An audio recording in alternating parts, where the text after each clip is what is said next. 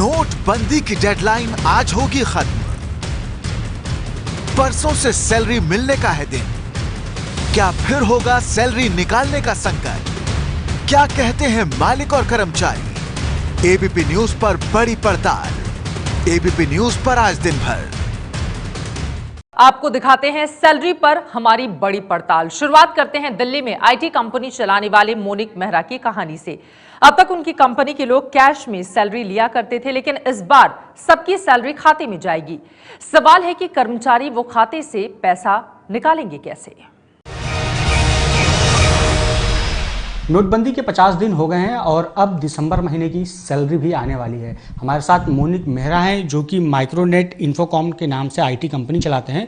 उनसे जानने की कोशिश करते हैं कि आखिर यहाँ पर एम्प्लॉइयों को सैलरी देने के लिए क्या इंतज़ाम किए गए हैं। मोनिक मेहरा साहब, चूँकि आप एम्प्लॉयर हैं यहाँ पे, आपने दिसंबर महीने की सैलरी देने के लिए क्या इंतज़ाम किए हैं ताकि एम्प्लॉइयों को कोई दिक्कत ना हो, चूँकि नोटबंदी का दौर चल रहा है? देखिए, पिछले महीने के मुकाबले काफ़ी हद तक रिलैक्सेशन है, बट पूरी तरीके से उस मुश्किल से बाहर नहीं निकल सके हैं।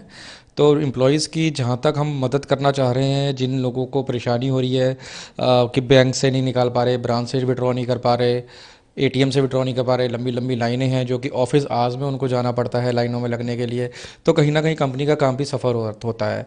तो हम कोशिश यही कर रहे हैं कि अगर किसी एम्प्लॉय को इस तरह की प्रॉब्लम हो रही है तो कैश विड्रॉ जो कंपनी का करंट अकाउंट का लिमिट ज़्यादा है वो निकाल कर कहीं ना कहीं किसी को हम एडजस्ट कर सके। आप सरकार से क्या एक्सपेक्टेशन करते हैं? क्या कैश लिमिट बढ़नी चाहिए या क्या उम्मीद है आपकी? देखिए, बिल्कुल स्मूथ फंक्शनिंग होनी चाहिए जैसा पहले था। कैश लिमिट विड्रॉ की बढ़नी चाहिए। जो विड्रॉ लिमिट एटीएम की है बहुत ही कम है। उसमें लाइन लगने की वजह ही यही है कि एक लिमिट कम होती है, फिर वो दूसरे एटीएम में या दूसरे दिन वो व्यक्ति दोबारा उस लाइन में लगता है। तो अगर आप कैश विड्रॉ लिमिट बढ़ा देंगे तो भीड़ कम रहेगी एटीएम में। तो ये स्मूथ फंक्शनिंग होनी चाहिए क्योंकि कहीं ना कहीं हर कोई सफ़र कर रहा है। जाहिर है मोनिक मेहरा, इनका कहना है कि विड्रॉ जो एटीएम से विड्रॉ का अमाउंट है वो बढ़ना चाहिए और ये कोशिश करेंगे कि जिन एम्प्लॉइयों को कैश की ज़रूरत हो उन्हें कैश मुहैया करा सकें सैलरी के रूप में। कैमरामैन रंजीत के साथ इमरान खान, एबीपी न्यूज़, दिल्ली। वहीं जम्मू कश्मीर के श्रीनगर में एबीपी न्यूज संवाददाता आसिफ कुरैशी ने जिन लोगों से बातचीत की, उन्हें पिछले महीने अपनी सैलरी निकालने में काफी परेशानी हुई थी। इस बार वो क्या उम्मीद कर रहे हैं, देखिए इस रिपोर्ट में। नोटबंदी के आदेश को 50 दिन पूरे होने वाले हैं और इसी बीच एक बार फिर महीने का अंत आया है, यानी वो दिन, सैलरी का दिन, जिस दिन का इंतज़ार हर कर्मचारी को होता है। हमारे साथ यहाँ पे कुछ सरकारी कर्मचारी हैं जिनको पिछली बार भी खासी दिक्कतों का सामना करना पड़ा था, क्योंकि सरकार ने पहले यह आदेश जारी किया था कि प्रत्येक कर्मचारी को 10,000 रुपये कैश दिए जाएंगे, लेकिन बाद में उस आदेश को वापस लिया गया और सभी कर्मचारियों की जो सैलरी है उनको बैंक के ज़रिए ही देने का आदेश हुआ। ये डिसीजन डिमोनेटाइजेशन या जिसे उर्फ़ आम में नोटबंदी कहते हैं, लिया है। ये एक औसत दर्जे के मुलाजिम या औसत दर्जे के बिजनेसमैन के लिए ये बहुत कठिन फैसला है जो गवर्नमेंट ने लिया है। एक अगर गवर्नमेंट ये चाहती है कि हम सारी मुल्क को कैशलेस बनाना चाहते हैं तो ये वो ऐसा ख्वाब है जो कभी शर्मिंदा ताबीर नहीं होगा। मैं एक छोटा सा मुलाजिम हूँ, लेकिन मुलाजिम होने के नाते जब महीने की तनख्वाह पिछले महीने हमारे अकाउंट में चली गई और आज तक दूसरा महीना भी आने वाला है, लेकिन मैं आज तक सिर्फ हर महीने जो अहकामात रिजर्व बैंक ऑफ इंडिया ने किए हैं उसके तहत में मैं हर हफ्ते सिर्फ 2,500 रुपये निकाल सकता हूँ। तो किस तरीके की दिक्कतों का आपको पिछले महीने सामना करना पड़ा और क्या इस बार उम्मीद है कि वैसा कुछ नहीं होगा? जी हाँ, लास्ट टाइम मैं बताऊँ आपको, जब हमारी यहाँ सैलरी ड्रा हुई, हमारे अकाउंट में जमा हो गई, तो फिर हम 3 दिन घूमे पैसे निकालने के लिए, नहीं निकले। जबकि हमें बच्चे को बुक्स लाने थे, 2500 रुपये के बुक्स आते थे, तो बुक्स हम नहीं ला सके।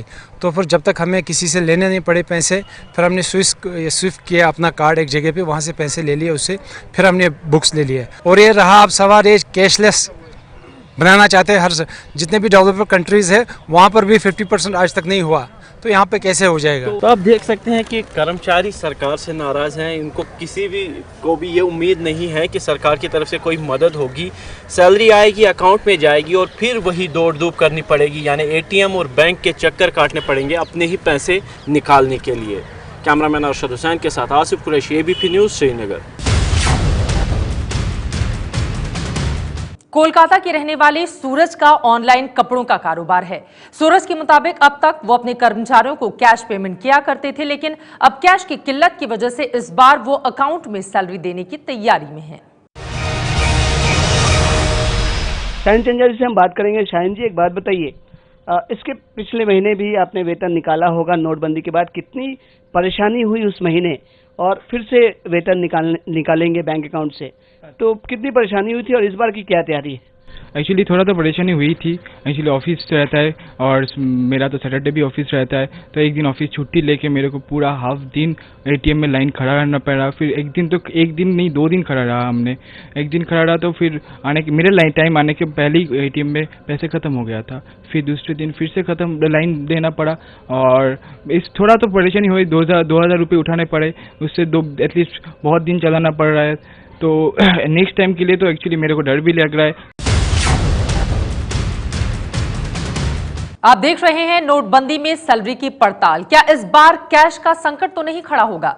मुरादाबाद में कपड़े का शोरूम चलाने वाले अजय नारंग इस बार अपने कर्मचारियों को सैलरी देने की क्या तैयारी कर रहे हैं? देखिए हमारे संवाददाता उबैदुर रहमान की ये रिपोर्ट। नोटबंदी के दौरान कारोबारी लोगों को किस तरह की दिक्कतों का सामना करना पड़ रहा है, ये जानने के लिए हमारे साथ हैं अजय नारंग जी, जो कपड़े का शोरूम चलाते हैं। इनसे जानते हैं कि महीने का आखिर है, 1 जनवरी आने वाली है, ऐसे में ये अपने स्टाफ को तनख्वाह कैसे देंगे। हमारा काम होलसेल का है, तो हमारे लड़के जाते हैं बाज़ार में और उगराई करके लाते हैं। तो कैश की समस्या आई तो है, लेकिन हमारे पास फिर भी कैश रहता है। और हमने प्लानिंग की है कि अगर कैश की प्रॉब्लम रहेगी तो हम बाई चेक या और NEFT के थ्रू अपने स्टाफ के अकाउंट में पेमेंट भेज देंगे। अच्छा, तो आपका जो स्टाफ है वो अकाउंट खुलवा चुका है या अभी तक कैश पर ही निर्भर था? नहीं, हमारे अकाउंट स्टाफ के पहले से खुले हुए हैं और जिन स्टाफ के रह गए थे उन्होंने सब ने अकाउंट खुलवा लिया है। इस नोटबंदी से कुछ और दिक्कतें आपके सामने आई हैं? नोटबंदी से हमारे को सेल की प्रॉब्लम आई। हमारी सेल बहुत ज़्यादा डाउन हो गई, वैसे ख़राब। हाँ, लेकिन एक फ़ायदा बहुत ज़बरदस्त हुआ हमको। हमारा होलसेल का काम है, तो हमारा स्टाफ आसपास की मंडियों में हमारा माल जाता है, तो हमारा स्टाफ पेमेंट लेकर आता था, जो कि 80% उसको कैश मिलता था और 20% उसको बाई चेक पेमेंट मिलता था।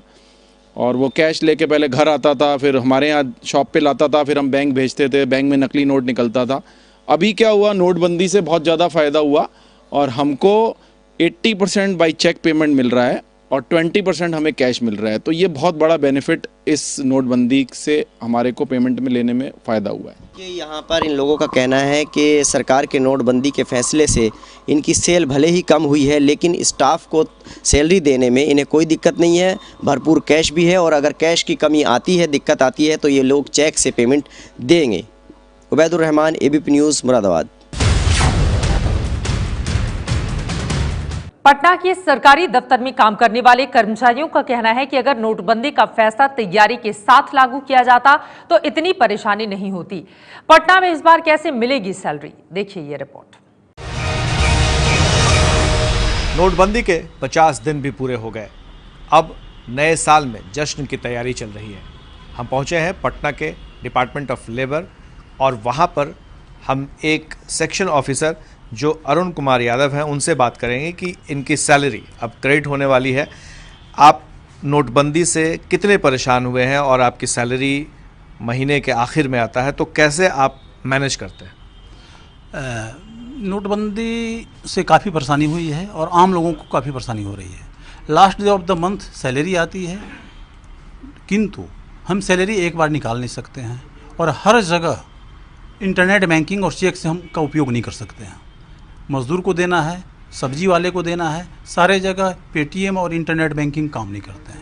नगद के अभाव में व्यवहारिक रूप से कठिनाई है, स्कूल में बच्चों को फीस भरने में कठिनाई है।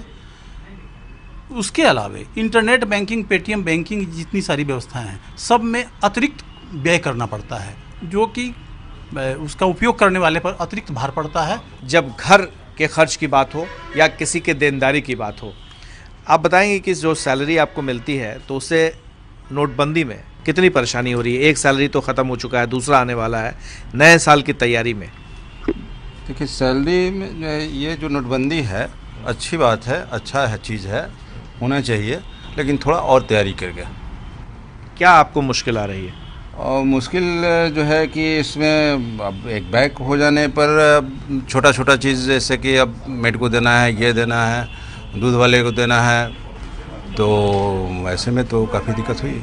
सैलरी को लेकर के जो परेशानी है वो तो है ही, लेकिन 24,000 के अलावा दूसरी परेशानी है बड़े नोट, यानी 2,000 के नोट मिलते हैं जिसका खुदरा मिलना मुश्किल होता है।